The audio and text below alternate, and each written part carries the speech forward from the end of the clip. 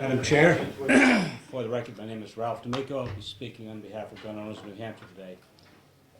We are in support of this. And it brings to mind sometimes the war stories, the cases where innocent people become victims of the system because of the way the law is written. I had a personal experience in the person of an individual working for me some years ago.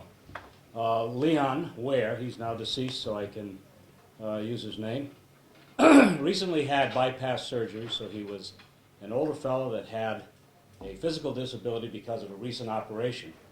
Had a young daughter who had a boyfriend she was trying to get rid of. The boyfriend didn't believe it and kept showing up in their house, in their driveway, and he told him repeatedly to remove himself from the property, and he did not. So this one day, the car was parked in the driveway, and Mr. Ware took his trusty revolver and put it in his pocket and then held it by the handle, not displaying the gun in a significant way, went out there and said, "I thought I told you two guys, to get out of here. Now get out of here." They immediately went to the local police department. He was arrested for criminal threatening. The judge, luckily and very wisely, looked at it and said, "Look, this is not what it seems to be. This is not criminal threatening. There's an older man who's incapable of defending himself against what turned out to be a violent individual.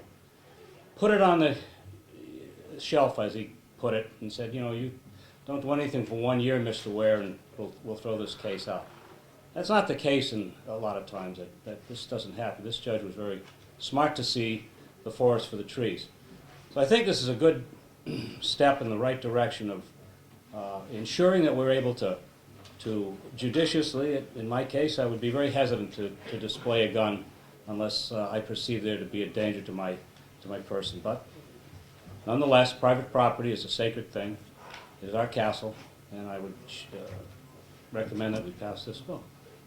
Thank you. Representative Ginsburg. Thank you, Madam Chair. Nico, why would it not make sense for the first reaction of a person in that situation to go inside his house and call the police department and ask him to get this person out? I don't know.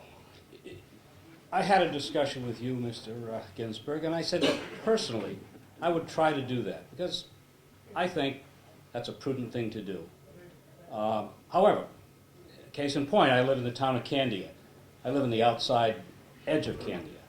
I can tell you, having summoned the police on one occasion, it's a very long time before they're able to get there.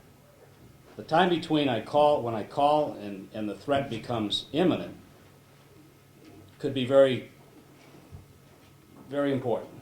So I guess you have to, if you have faith that the police can respond in a timely fashion, I guess you would call them. That would be the prudent thing to do.